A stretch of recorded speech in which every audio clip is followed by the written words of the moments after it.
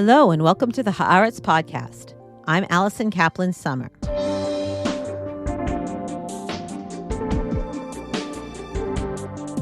The year 2025 in Israel can be described as a kind of a roller coaster ride, albeit a ride with very few ecstatic highs and multiple plunges into fear, sadness, and despair. The year, of course, was dominated by the continuation of the multi-front conflict that began on October 7th, 2023, and Prime Minister Benjamin Netanyahu's subsequent pursuit of a total victory over Hamas in Gaza, a promised goal he has still not managed to achieve. Here on the Haaretz Podcast, we rode the country's roller coaster, doing our best to provide a window for the world onto what the country was living through, from the grinding war, the devastating death toll, the relentless drama of the hostage crisis, to an experience that Israelis have dreaded for decades, a military confrontation with Iran. At year's end, we've chosen excerpts from some of the podcasts over the course of the year that helped us tell the story of 2025.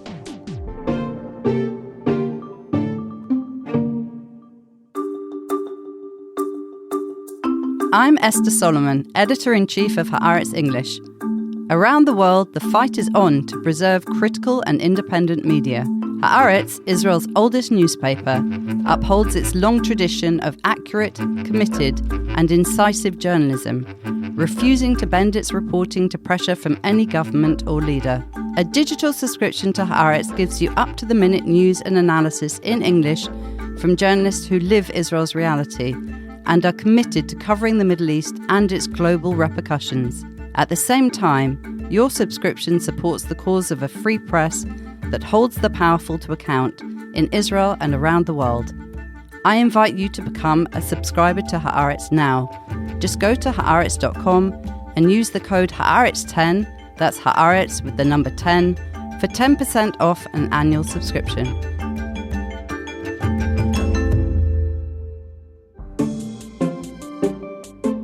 To begin, it was a year that was bookended by meetings between the two men who set the agenda for us all, Prime Minister Netanyahu and U.S. President Donald Trump, who took office as the year began.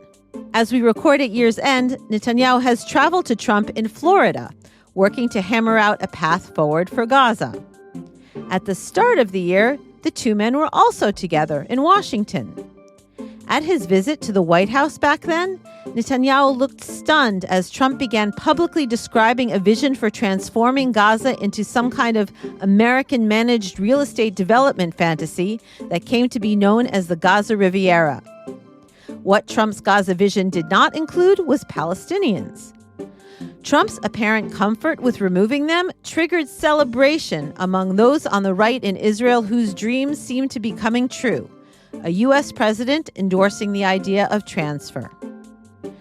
Right after that meeting, Haaretz editor-in-chief Aluf Benn joined the podcast to talk about the dangers of Trump's vision, which he said recalled the concepts endorsed in the Israeli government's coalition agreements with Itamar Ben-Gvir and Bezalel Smotrich's far-right parties. Benn expressed his worries that Trump's endorsement of ethnic cleansing helped those ideas springboard from the rightist fringes of Israeli politics into the mainstream.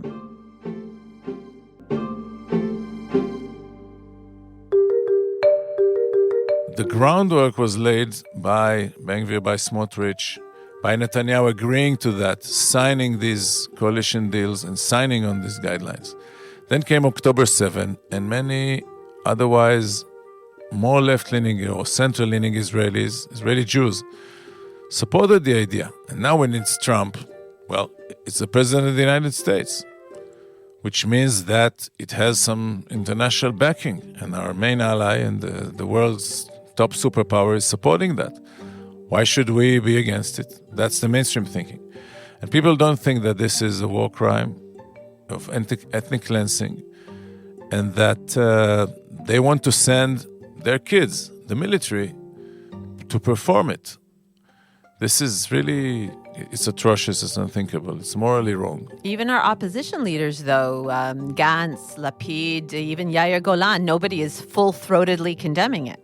No, Gantz all but supported it without saying transfer. And Lapid was halfway to this, and Golan After a couple of days, he wrote an op-ed for us saying that this word should not be part of the Israeli lexicon. But the problem is not of linguistics.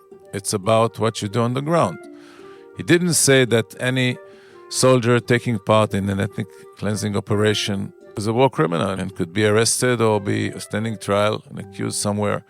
But also that it was morally wrong from the beginning, not because they call it transfer, not a real estate deal. If it's a real estate deal, it's all right. I think that's where the big problem lies. So some of these people say, okay, it could be a great idea, and it could give the Palestinians new lives, and it could be a nice victory, the total victory claimed by Netanyahu, but then it's not practical because they wouldn't want to go, because nobody is willing to take them, because of this and that, so it's a nice idea. But my problem is that this, even in the realm of ideas, is problematic because it also means that all of these politicians, they would not dare to build a coalition with an Arab party, which means that the right wing is going to be in power forever.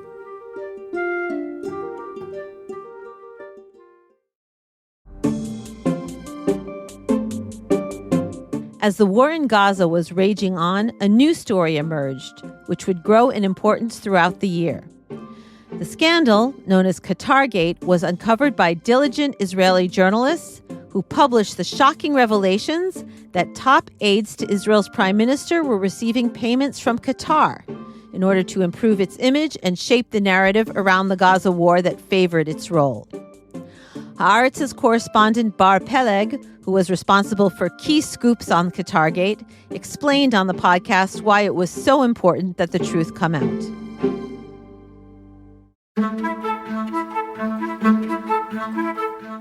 We know where the Qatari money went. We know that it went to the military wing of Hamas. We know that Hamas, since 2018 and especially since 2021, trained to do exactly what they did on October 7th, to enter to Israel and to kill as many Israelis that they can, to conquer as many places that they can, and to kidnap as many. And it happened because they got money, and Israel wanted just peace and quiet.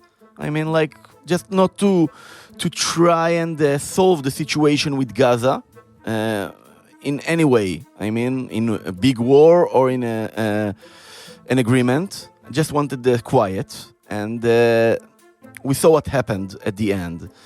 But nowadays, with the hostage situation, that Qatar has a major key role here. Mm-hmm. And has overtaken Egypt in playing that role. And overtaken Egypt in that role, that's true.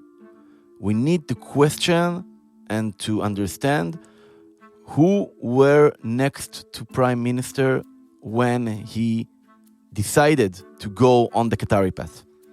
We need to understand if these people, if they got money from Qatar or from people who are related to Qatar, or if they just like, as we said, did a PR campaign to whitewash Qatar before the World Cup games. You know, it doesn't sound that bad. I mean, it's a World Cup game. If I got ticket to a World Cup game, maybe I will go there as well.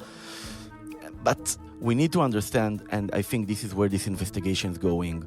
And even if it's not criminal, even if it's not in the criminal way, direction, but only in the public direction, we need to understand if Netanyahu's advisors or Netanyahu's closest people or people who worked with Netanyahu in the past, if they had or have interests with inside Qatar or with Qatar, because they whisper on his ear and he listens to these people. And this is our life here in Israel, and things happened. If October 7th wouldn't happen, and maybe everything was taken a different direction. Also in this story, maybe it was just like a medium story of see how his advisor works with, but it's not that. Something happened here, the most horrific thing in Israel's history.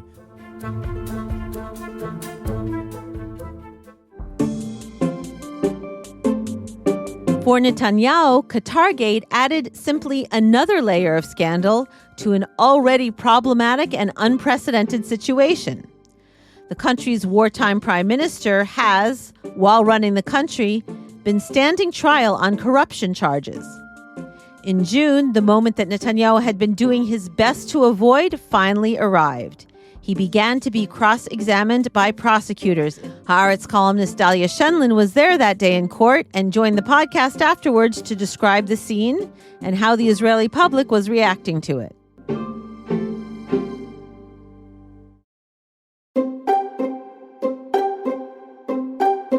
Inside the courtroom, there was a strong sense of anticipation. I would say it wasn't quite as intense as the very first day that his testimony began, when the courtroom was packed and it was a bit of a circus and everybody was waiting. But the anticipation was there. There were more journalists than usual, more observers. The courtroom was full. People stood up waiting for the prime minister to come in. And having said that, once the proceedings got underway, they simply switched right away into quiet mode. The back and forth of the legal arguments began, and they're fairly technical in some ways. So there wasn't great sensationalist zinger moments that you sometimes see in high drama courtrooms. It was pretty mundane after that. But of course, there was, very, very strong sense of the professionals and the journalists and people who are there in support of Netanyahu, whether it's his own spokespeople or other activists, from his political camp. They're all, they're living this stuff. I should say, because I was there too. But it's very, very much the case that the rest of the country is completely consumed with everything but the trial in some ways. And I think that has been a mark of the situation up until now that highlights how Israelis have been either resigned to the situation, the extraordinary situation of first of all, their prime minister being on trial and having to give testimony in his own corruption cases. And secondly, in the most severe security crisis, the most severe war, the longest war and the most devastating war Israel has ever had, people have had to cope with the reality, again, either resigning themselves to it or actively, normalizing it, that their prime minister is spending the better part of his day doing this and, running in and out for little breaks, which he did, by my count, about 5 times before 2:00, to run the country. And that is certainly an extraordinary and an undesirable situation. But people, I say resign themselves because it's not like the public has any real say in this. And so I think that typically the public breaks down into those who are on his side and see this as, he says, something absurd, persecution, it should never have happened, it's all a fake, or a deep state, and everybody else, which seems to represent, from what we know from all surveys, a majority, not a huge majority, but probably 55 or 60%, who think that it's a terrible situation, untenable, unreasonable. It drives them crazy and makes them furious, but they feel helpless to do anything about it.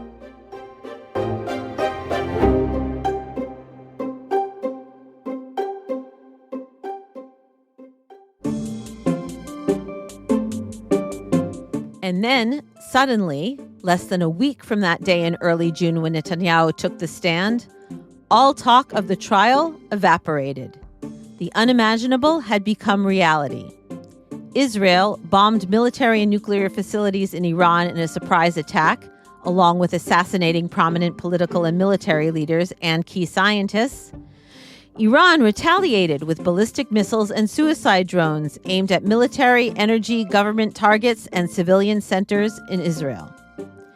The U.S. joined the fight in support of Israel, bombing 3 Iranian nuclear sites. And all told, the exchange of fire lasted 12 days. Here's our podcast with senior Haaretz defense analyst Amos Harel assessing the situation just after Israel's dramatic initial attack and Iran's fierce retaliation.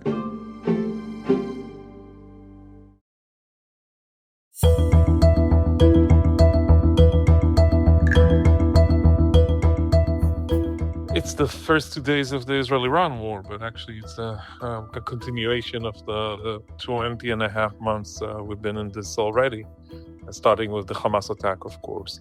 I think the Israeli operation is quite successful until now, and some of the things that we've seen have been extremely impressive. Also, from my point of view, as somebody who's been following this for many, many years and has some kind of awareness about the IDF's plans and beliefs and so on, and yet the fact that they were able to still surprise the Iranians, to assassinate many of the IRGC and Iranian army top commanders, to hit targets from the nuclear project, to eliminate stockpiles of weapons and anti-aircraft systems and so on. All of this is extremely impressive. I haven't seen any other army in the region, perhaps in the world, initiate such an attack, and this is really something else. We haven't seen anything of this sort in the past. This is not only a major war escalating, but a devastating Israeli operation. And yet, for the time being, this is no decisive victory. What we're seeing is Israel actually trying to hit all kinds of targets and create an impression. But look at the New York Times story from yesterday. They may have been exaggerating a bit, but still, their assessment is that Israel did not take out the Iranian nuclear project. And that makes sense because according to everything we've heard and read in the past, Israel is incapable of destroying the project completely. We've brought on some damage to the Iranian side. This would probably continue. The fact that the Israeli Air Force enjoys freedom of operations, by their description of full freedom, is absolutely amazing. And yet it doesn't mean that we'll be able to destroy everything that we'd like to do there.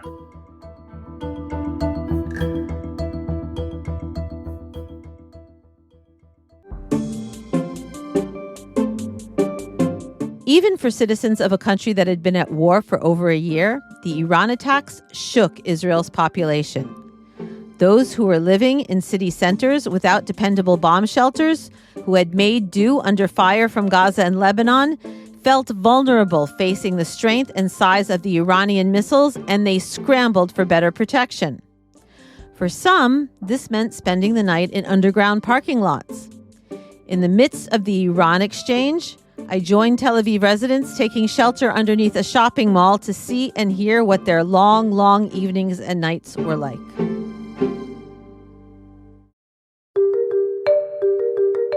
Tents and sleeping bags are spread across the parking spaces where people normally leave their cars as they shop or watch a movie in the mall. As the sun sets, the parking lots fill up with people who are trading the comfort of their home for the ability to sleep safely and securely through the night. The phenomenon is being compared to people sleeping in underground subway stations in London during the Blitz in World War II. This past weekend, just as the United States was joining in the attack on Iran, I made my way to the parking lot underneath the Dizengoff Center Mall to talk to those who are spending their nights deep underground on parking level -4. I arrived in the early evening as the sun was setting and the Sabbath began. Men, women, children, babies, and pets all made their way 4 stories underground, carrying bags full of clothes, food, and other belongings, and each claimed one of the many tents pitched across the parking lot. The Lubata family, mother, father, and 2 children, entered the parking area, carrying their bags and speaking to each other in English. The family expertly eyed the tents, chose their preferred spot, and settled in for the night. The father, Jeffrey Lubata, explained to me why they were there. Well, we moved here from Canada in 2018. We made Aliyah in 2018 from Toronto. Neighborhood? Yeah, we walked here right now. And how many nights have you spent here?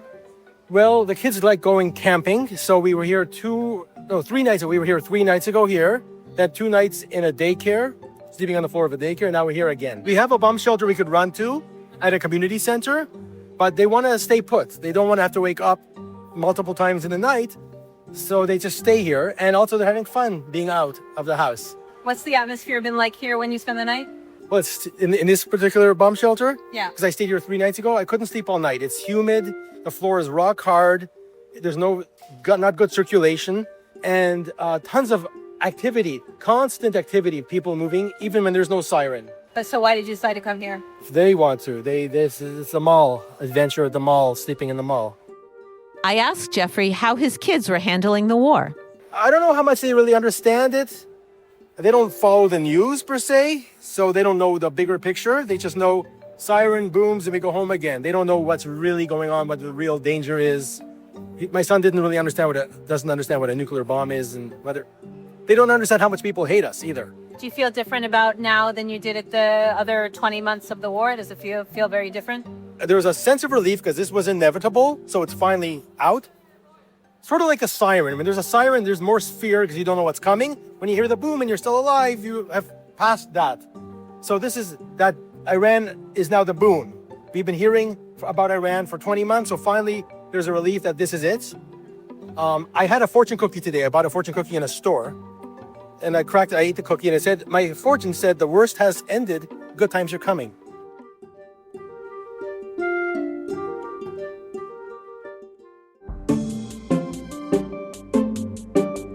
The exchange of fire with Iran may have ended in less than 2 weeks, but Israel's onslaught in Gaza dragged on throughout the summer into fall, going from bad to worse, as the results of the restriction of humanitarian aid took their toll on the Palestinian population there. In a devastating expose, Haaretz reporters revealed that Israeli soldiers in Gaza had been ordered to fire live ammunition at Palestinians near aid distribution sites to drive them away or disperse them, even when they posed no threat. Nir Hasson, one of the Haaretz journalists who reported the story, joined the podcast to explain.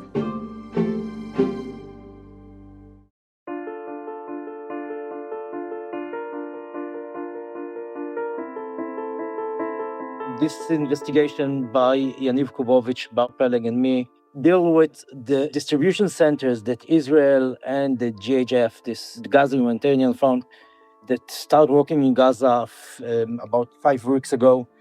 And we need to understand what's going on there. So Israel and the GHF opened 4 distribution centers that was supposed to replace about 400 distribution centers that the UN and other organizations ran through the war and make sure that food get to the people in Gaza.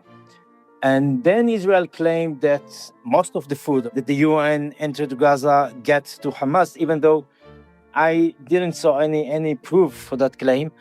And anyway, they opened these distribution centers after 78 days of total shutdown of all the interest to Gaza and actually starvation of the population. Even though every expert for humanitarian aid during an armed conflict warned Israel from this is not the way to do it. This is not the way. You cannot feed 2 million people from 4 points that open like an hour a day. But Israel did it anyway. And what happened is that tens of thousands of starving Palestinians ran to those places trying to reach to the food. And the Israeli army, the IDF, and the civil population of Gaza, it's actually the first time they are meeting since the beginning of the war. Along all the war, there was no direct contact between the IDF and the population of Gaza, the civil population of Gaza. And what happened is that the soldiers that we spoke with and the commanders, some officers, actually testified that the order was to use an arm and live ammunition to communicate with the crowd, to communicate with the people who are coming there. It wasn't a direct fire to kill as many Palestinians as possible, but it was a fire to an arm ammunition to included shells and machine guns, to spread the people, to run them off, to move them from one place to another, and actually to communicate with them. More than 500 people died in those incidents.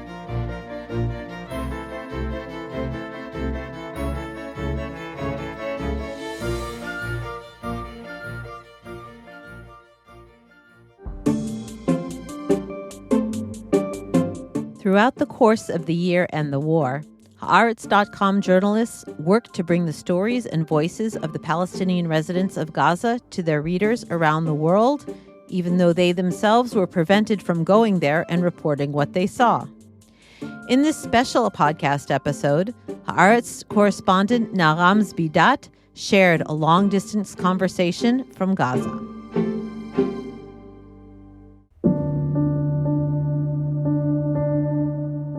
Hannah, she's 30 years old, a woman from northern Gaza. She lives in Nusayrat refugee camps now. She's basically the main provider for her father. He's old, he's sick, and her parents were separated early on in her life. So she's struggling on a daily basis to provide for herself and for her father. This is Hannah telling Nagham about herself, her life, and her daily battle to feed her family. Hello. I am Hannah. I'm 32 years old and I am from Gaza. What can I say about the life right now?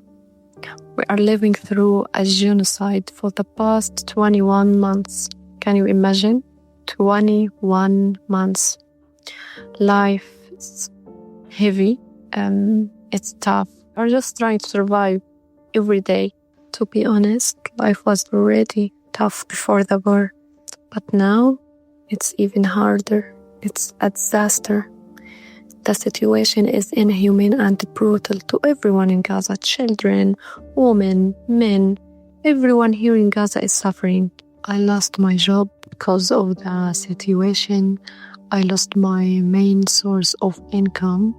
So the first challenge I faced during the war is providing my family with food, medicine, water. So I spent all my savings just trying to get my family something to eat, something to drink. And we used to live in a beautiful home, but in some point we had to evacuate and leave everything behind us and move into a tent. It's miserable, it's cold, it's tough. Actually, I don't want to remember these days. Thanks God now we're back to our home, even if we only just use 2 rooms of our house because the rest of our house is damaged. We can't use the other rooms, but it's still much better than living in a tent. For me and for my family, the situation is very hard. I'm kind of the main provider for my family since my dad is sick and my parents are separated. So my little siblings count on me to provide them for their basic needs. One of the hardest moments for me, it was when we didn't have any clean water to drink. So we sent my little sister, and she's only 9, to get some water. And she had to stand in a long line to get us some water. And oh my God, when I saw that line, it was full of kids. I thought they should have been at school or just playing, not standing there with empty bottles. It really broke my heart.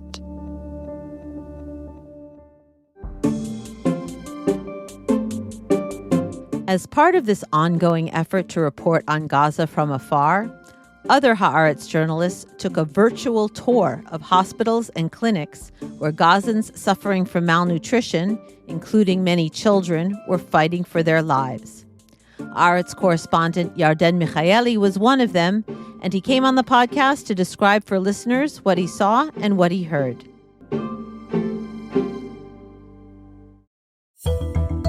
To be honest, it was just hard to watch. It was heartbreaking. In the pediatric ward specifically, it was very noticeable. They were very thin, they were weak, glazed eyes, clearly severely malnourished. Some of them had a lot of markers of starvations that we could notice on their hair, for example. So people suffering from starvation, it might express itself is like with a change to their hair color, missing spots of hair on their heads. And we're talking about young children, so they're like losing hair. One of them was losing teeth, just an infant. They had rashes on their skin, and it was just like devastating to see them. Some of them had some additional conditions that's being brought up now constantly, but some of them were perfectly healthy. And we had the opportunity to, via those tours, to also meet their mothers that were there with them, and they could explain how they reached this condition. So something which is very common right now in the Strip is that breastfeeding women are also severely malnourished themselves, and due to being starved, they can't breastfeed their infants. And with prices being high or with food not being accessible, so they're having a very, very hard time getting formula. Sometimes One of them mentioned that she was asked to pay $100 for a tin can. So that's something which is not manageable for them. They can't do that. And they told us that due to those situations, they just can't feed their children and they end up in those wards.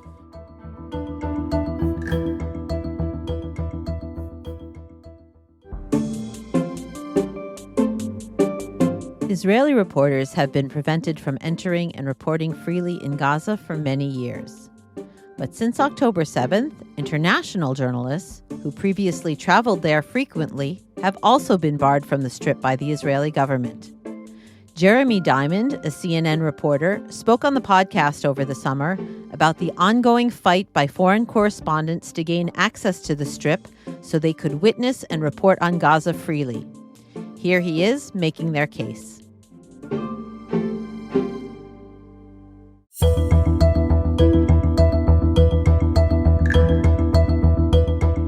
This is unprecedented. Never before in Israel's history has the Israeli government blocked access to Gaza for this amount of time. And we frankly reached that milestone months and months ago. We have been calling on the Israeli government to allow us into Gaza to be able to do our jobs basically since the beginning of the war. We filed our first legal petition with the Israeli Supreme Court back in December of 2023. And now, we are 21 months into this war.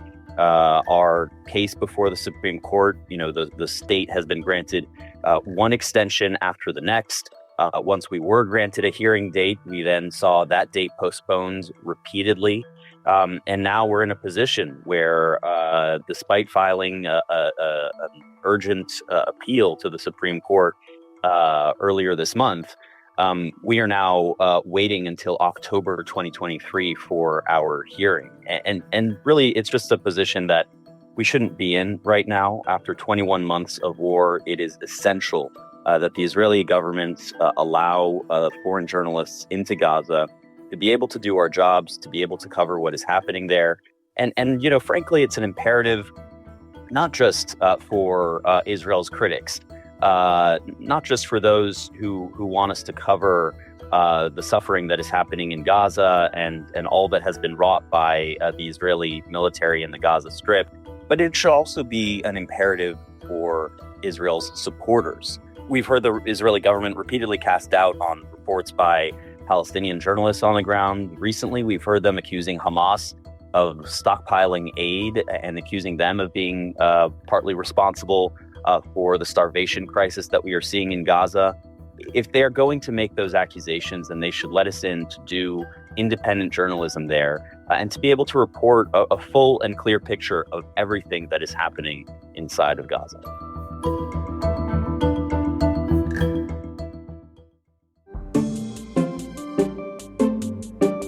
While the world remained focused on Gaza, the situation in the West Bank was highly disturbing as well. Extremist settlers grew increasingly emboldened and violent over the course of the year, lashing out at the Palestinian residents and sometimes even at the IDF. Haaretz devoted several podcasts to chronicling these clashes on the West Bank, and the latest of them described how the violence was affecting the olive harvest. A guest, Anton Goodman of Rabbis for Human Rights, described the situation.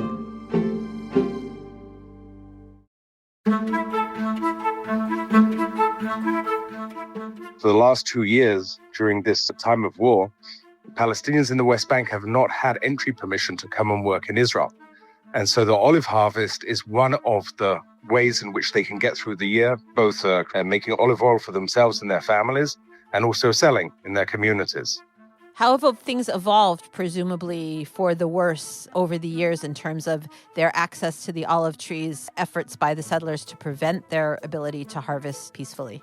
Over the last few years, we've seen a spiraling descent into lawlessness in the West Bank and a really significant rise in extremist violence.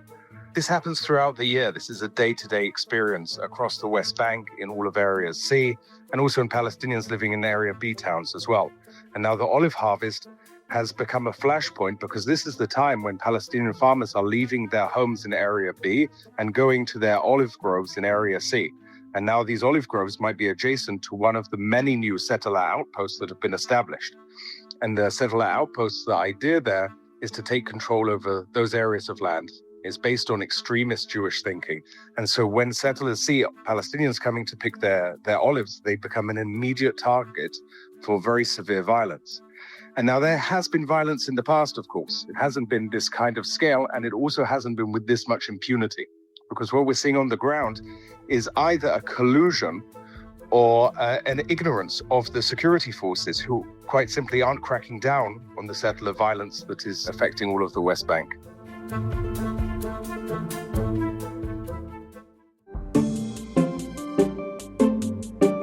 No one thought a ceasefire agreement was possible. It had felt as if the war would never end. Week after week, all year, as they had the previous year, hundreds of thousands of Israelis had protested in the streets and in Hostage Square, calling for a ceasefire deal and for the Israeli government to prioritize the lives of remaining living hostages in Gaza, to no avail. And then, in October, much more quickly than ever imagined, came the news that President Donald Trump had applied enough pressure at the right time to bring both Hamas and Israel to the table and agree on a ceasefire deal.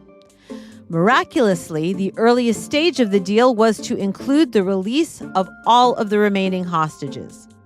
The Economist Israel correspondent and Haaretz columnist Anshel Pfeffer came on the podcast to explain how it happened, how this moment of celebration felt, and what it meant.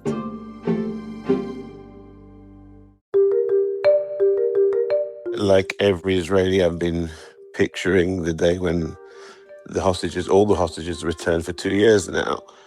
When the tweet, or if we're still allowed to call them tweets, came from Donald Trump about the deal finally being reached. I mean, we'd already been waiting for it for over an hour. We'd seen that note that Marco Rubio handed to him, and we were hearing, like other journalists, I was hearing also from a number of directions that had been done. So there was a bit of an anticlimactic feeling, actually, but there's so many emotions flooding at that moment, and it's almost impossible to start kind of picking them apart and saying what we felt. We feel caution, we feel relief and happiness, but yes, it's still many, many obstacles on the way, and until the hostages are out and the fighting ends and all the other things, we have to keep on reporting, we have to remain vigilant, and that's our job.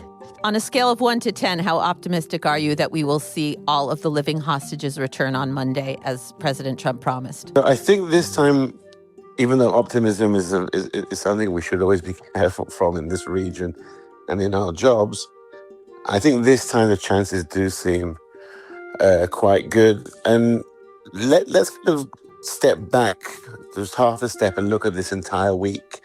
And it's incredible because we're reporting about so many rounds of negotiations and talks over the last nearly 2 years, and so many failed rounds of talks, and so many rounds of talks which sort of kind of ended inconclusively and meandered in Doha and in Cairo and other places. There was always something tentative about the talks. And what happened this week is that it was a whirlwind. They took three of the most difficult issues: the release of the Israeli hostages, the list of 1,950 Palestinian prisoners, the temporary, at least, withdrawal line of the IDF. Three huge issues. And in the space of 2.5 days, it was all wrapped up. We've seen so many rounds of talks where the atmosphere and the drive seem to be so different that I think it teaches a really important lesson about peace and diplomacy in the Middle East, is that ultimately the details are always important and the devil is in the details, but the most important thing is the political willpower.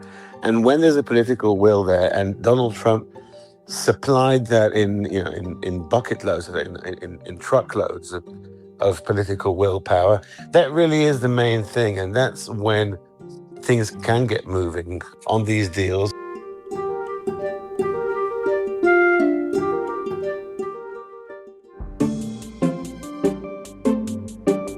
As the year drew to a close, the fragile and highly problematic ceasefire has hung on by a thread. as all of the parties to the conflict struggle to find a way forward. As we did at the beginning of the year, the podcast turned to senior defense analyst Amos Harel at the end of the year to assess the situation on the ground, assess the state of the IDF, and the country's security overall.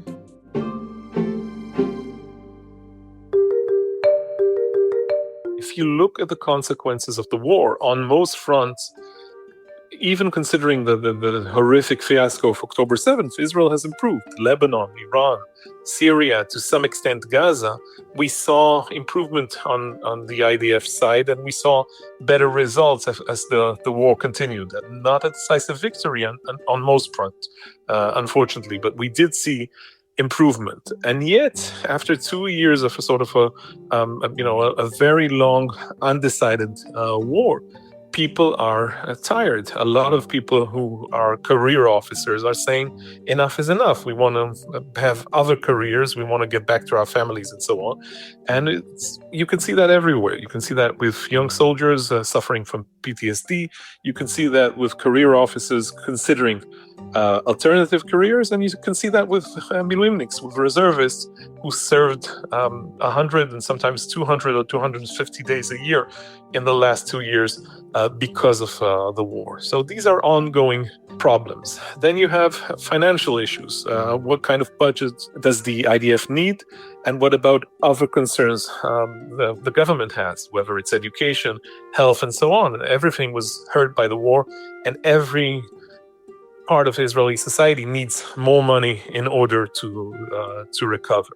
And then there's the collective trauma, if you'd like, that comes from October 7th. The fact that that there was no investigation, the fact that there's nobody taking responsibility on the political side, the fact that we feel still stuck and perhaps threatened by events after October 7th. All of this does not bode well for the army right now. It's not the end of the world, and we've seen the army recover and improve during these 2 years. But yes, if you ask me, am I concerned?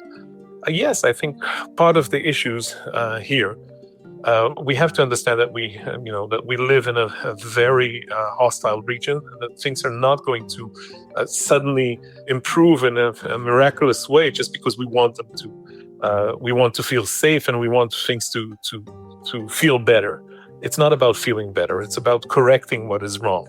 And I don't think the public or the country has moved to that stage yet. All of those political discussions, the political turmoil, the scars in Israeli society are, for the time being, a little bit too wide and too deep for us to recover. This is what I'm concerned about.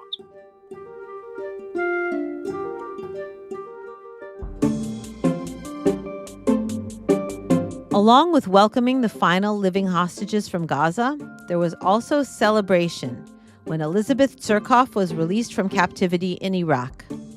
Tsurkov, a Russian-Israeli graduate student at Princeton, had been kidnapped and held hostage by an Islamic extremist group for 2.5 years.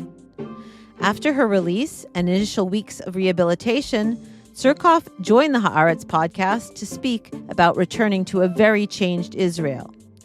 We leave you with her description of the backlash she experienced while supporting Palestinian rights after her release, and despite it, her determination to continue to speak out.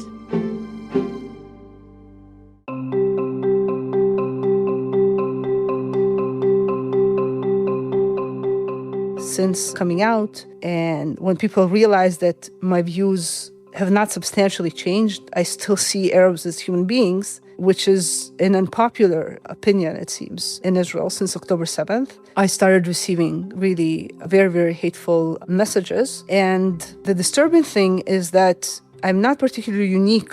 The media atmosphere in Israel since October 7th has become very, very polarized and very aggressive and extreme. So even hostages and hostage families have been attacked by right-wing media, usually not Channel 12, the way that happened with me, which is really kind of a mainstream outlet. But hostages, for example, who didn't thank the prime minister for their release were also attacked. Families that were outspoken about the need to bring their loved ones home to end the war in Gaza also received vitriol. And I think that this reflects trend in Israel, particularly after October 7th, of really kind of the circle of people towards whom one feels compassion shrinking very significantly, seem unrelated to kind of any militant activity. That has now been reduced to really Israelis only. But even within Israel, increasingly kind of you feel compassion just in the case of the right in particular, just toward people who share your own views. And therefore, families who've gone through the worst thing that could happen to a family, a kidnapping of a loved one, are also demonized severely. And in my case, of course, it is something that I did not expect the extent and the ferociousness of the vitriol that I faced, but it is something that is, because of my political views, it's something that is not particularly surprising. And this vitriol has been quite uncomfortable. But, I tell myself, and I genuinely feel it, that I've gone through things that are way, way worse. I've gone through really months of really quite severe torture and abuse, that this is really nothing. And therefore, their efforts to kind of silence me or expect me to, disappear into the night and stay silent, that expectation is deeply unfounded.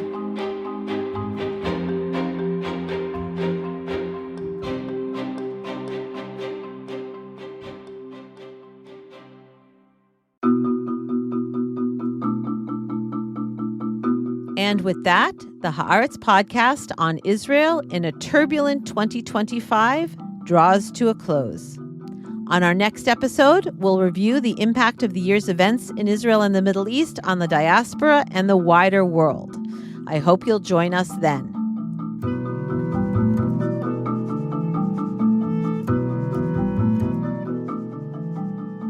Thanks so much to producer and editor Adi Shacham for her work on this podcast and on the entire team behind all of these segments throughout the year. As always, I encourage you to welcome the new year by subscribing to the Haaretz Podcast, as well as subscribing to and getting your news on Israel, the Middle East, and the Jewish world from Haaretz.com. I'm Alison Kaplan-Summer, and until next time, Shalom from Tel Aviv.